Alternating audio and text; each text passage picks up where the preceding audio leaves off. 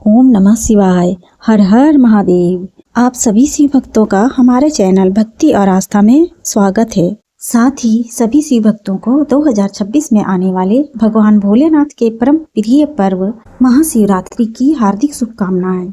महादेव की असीम कृपा से आप सभी का स्वागत है। महादेव की इस एक और विशेष ज्ञानवर्धक दिव्य वीडियो के साथ भक्तों, आज का यह वीडियो बहुत ही खास होने वाला है, क्योंकि आज हम उस पावन रात्रि की बात करने वाले हैं जिस रात्रि स्वयं भगवान शिव अपने भक्तों पर विशेष कृपा बरसाते हैं। जिस रात्रि की साधना से जीवन की बड़ी से बड़ी बाधाएं भी दूर हो जाती हैं और जिस रात्रि का सही विधि से व्रत और पूजन करने से मनुष्य के भाग्य के बंद द्वार तक खुल जाते हैं। इस बार महाशिवरात्रि को लेकर शिव भक्तों के मन में बहुत ही कंफ्यूजन की स्थिति बनी हुई है कि महाशिवरात्रि 2026 में कब है। कोई 14 फरवरी बता रहा है तो कोई 15 फरवरी। तो आज हम आपकी इसी कंफ्यूजन को दूर करेंगे। इसी के साथ जानेंगे कि महाशिवरात्रि पर पूजा विधि क्या होनी चाहिए, कैसे व्रत आपको करना चाहिए, व्रत के नियम क्या हैं, सामान्य से सामान्य व्यक्ति कैसे व्रत करे, व्रत का नियम क्या रहेगा। कोई भी व्रत जो है नियम से किया जाता है तभी उसका पुण्य फल प्राप्त होता है। और सबसे महत्वपूर्ण जानकारी इस दिन भद्रा का साया बताया जा रहा है। तो हम जानेंगे कि भद्रा का साया का समय क्या रहेगा और वह भद्रा कितने बजे से लागू होगी, भद्रा का वास कहाँ है, क्या प्रभाव रहेगा, इस पूजा पाठ पर क्या आपको करना है, इस दिन आपको क्या नहीं करना है, संपूर्ण जानकारी हम आपको प्रदान करेंगे। भक्तों, जिस दिन का इंतजार सभी शिव भक्तों को बड़ी ही बेसब्री के साथ पूरे साल भर से रहता है, वह दिन बस अब कुछ ही दिनों में आने वाला है। महाशिवरात्रि का पर्व केवल एक त्योहार नहीं है, बल्कि यह आत्मशुद्धि, साधना, संयम और भगवान शिव की कृपा प्राप्त करने का महापर्व है। वीडियो शुरू करने से पहले आप सभी भक्तों से निवेदन है कि कमेंट बॉक्स में ओम नमः शिवाय या जय शिव शंकर जरूर लिखें, क्योंकि जब भी भगवान शिव का नाम लिया जाता है वहाँ सकारात्मक ऊर्जा का संचार होता है और वही ऊर्जा आपके जीवन में भी प्रवेश करती है।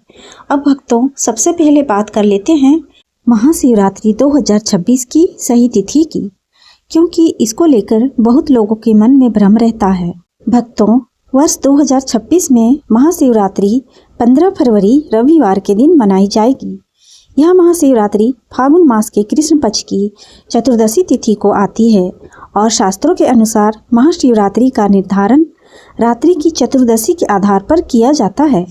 इस वर्ष चतुर्दशी तिथि 15 फरवरी की शाम लगभग 5 बजे के बाद प्रारंभ हो रही है और 16 फरवरी की शाम तक रहेगी। लेकिन क्योंकि भगवान शिव की विशेष पूजा रात्रि काल में की जाती है, इसलिए महाशिवरात्रि का पर्व 15 फरवरी रविवार को ही मनाया जाएगा। इस दिन भगवान के सभी भक्त भगवान शंकर को जलाभिषेक करते हैं। महाशिवरात्रि की महिमा बहुत ही अद्भुत है।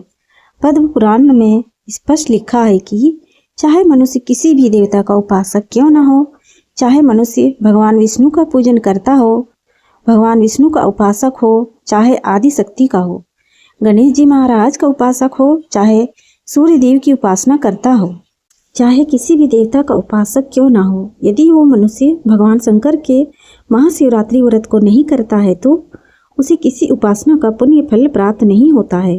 अर्थात आप किसी भी पंथ से क्यों ना हो, शैव से हो, वैष्णव पंथ से हो या किसी भी पंथ को मानने वाले हो, सबके लिए शिवरात्रि का व्रत समान रूप से कल्याणकारी है और अवश्य ही इसे करना चाहिए।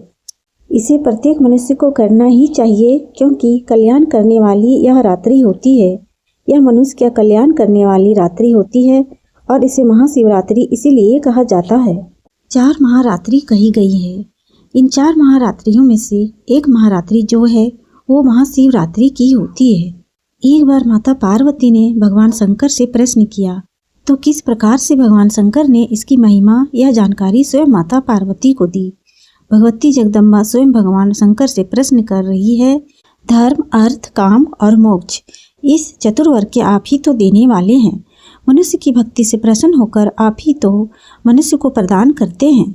तो हे प्रभु, आप ये बताइए कि आप किस पूजा से, किस पाठ से, किस व्रत से प्रसन्न होते हैं। आप प्रसन्न कैसे होते हैं? माता पार्वती ने भगवान शंकर से प्रश्न किया। जिससे कि मनुष्य का कल्याण हो सके। क्योंकि भगवान शंकर सब कुछ देने वाले हैं, तो माँ कहती हैं कि आप मनुष्य का कल्याण करते हैं, धर्म देते हैं, उसके जीवन की सभी मनोइच्छाओं को पूरा करते हैं। पर प्रभु, आपको प्रसन्न कैसे किया जाता है? एक मनुष्य क्या करे जिससे कि आप प्रसन्न होकर उसकी इच्छाएं पूर्ण करें? यह बड़ा ही सुंदर माता पार्वती ने भगवान शंकर से प्रश्न किया। तब भगवान शंकर क्या कहते हैं वो ध्यान से सुनिए। तब भगवान शंकर कहते हैं कि हे देवी पार्वती, फाल्गुन मास के आने पर फाल्गुन मास के कृष्ण पक्ष की जो चतुर्दशी तिथि होती है और चतुर्दशी तिथि को आश्रय करके जिस अंधकार में रजनी का उदय होता है उसको शिवरात्रि कहते हैं। अर्थात फाल्गुन मास के कृष्ण पक्ष की चतुर्दशी की जो महारात्रि है वह शिवरात्रि समय होता है। और उस दिन जो व्रत उपवास करता है वह निश्चय ही मुझे संतुष्ट कर लेता है, अर्थात भगवान शंकर को प्रसन्न कर लेता है। भगवान शंकर कहते हैं कि जो इसके व्रत को कर लेता है वह निश्चित ही मुझे प्राप्त कर लेता है। भगवान शंकर कहते हैं कि मैं अनंत प्रकार की धूप दीप नैवेद्य अर्पित करने से और पूजा करने से भी उतना प्रसन्न नहीं होता जितना इस दिन केवल उपवास व्रत से मैं प्रसन्न हो जाता हूँ। तो इस प्रकार से शास्त्र कहते हैं कि जो शिवरात्रि का प्रमुख अंग है, जिसे हम कहें तो जिसमें सारा मूल छिपा है और जिसमें सारी शक्ति छुपी है, वो है शिवरात्रि का व्रत उपवास। शिवरात्रि कोई उत्सव मनाने के लिए नहीं है। शिवरात्रि है व्रत के लिए, उपवास के लिए और साधना करने के लिए। जो मनुष्य इस दिन व्रत करता है, उपवास करता है, साधना करता है, वह निश्चित ही अपनी उन्नति कर लेता है। तो इस तरह भगवान शंकर ने माता पार्वती के प्रश्नों का उत्तर देते हुए उन्हें समझाया कि भगवान शंकर को प्रसन्न करने के लिए क्या करना चाहिए। तो मेरे प्रिय दर्शकों, अब आप लोगों को भी समझ में आ गया होगा कि भगवान शंकर को कैसे प्रसन्न किया जा सकता है। उनको प्रसन्न करने के लिए किसी नैवेद्य या किसी 56 भोग चढ़ाने की आवश्यकता नहीं होती है। भगवान शंकर तो भोलेनाथ हैं, वे तो बस मात्र व्रत और उपवास रखने से ही प्रसन्न हो जाते हैं। मेरी प्रिय दर्शकों, अब तक के वीडियो में हमने ये जाना कि महादेव को प्रसन्न करने के लिए हमें क्या करना चाहिए। अब बात आती है कि व्रत के दौरान हमें क्या क्या खाना चाहिए और क्या क्या नहीं खाना चाहिए। तो आइए जानते हैं व्रत के दौरान हमें किन चीज़ों का सेवन करना चाहिए। महाशिवरात्रि का व्रत मुख्य रूप से 2 प्रकार का होता है, एक निर्जला और दूसरा फलाहार व्रत। निर्जला व्रत में व्रती पूरे दिन और रात बिना जल और अन्न ग्रहण किए उपवास रखा जाता है। यह कठिन तपस्या का प्रतीक माना जाता है और शिव भक्त इसे भगवान शिव की विशेष कृपा पाने के लिए रखते हैं। यह व्रत पूर्ण आत्म संयम और भक्ति का परिचायक होता है। दूसरा है फलाहार व्रत। इसमें दिन और रात के समय फलाहार किया जा सकता है। फलाहार व्रत में दूध, फल, मेवे और कुछ विशेष प्रकार के आहार का सेवन किया जाता है, जिससे ऊर्जा बनी रहती है और भक्त भक्ति और साधना में डूबे रह सकते हैं। आइए अब बात करते हैं कि महाशिवरात्रि के व्रत में क्या खा सकते हैं। व्रत के दौरान शरीर को ऊर्जा देने वाले हल्के और सात्विक आहार का सेवन किया जाता है। इनमें शामिल है सिंघाड़े के आटे का हलवा, कुट्टू के आटे से बनी कचौरी या पूड़ी, सिंघाड़े के आटे की पकौड़ी, आलू दम सेंधा नमक के साथ बना हुआ, कुट्टू के चावल की खीर, फल एवं सूखे मेवे, मिठाई बिना अनाज वाली, दूध एवं दूध से बने पदार्थ और ठंडाई। ये थी व्रत के दौरान खाने वाली चीजें। आइए अब जानते हैं कि महाशिवरात्रि के व्रत में क्या नहीं खाना चाहिए। महाशिवरात्रि व्रत के दौरान हमें लहसुन और प्याज का त्याग करना चाहिए।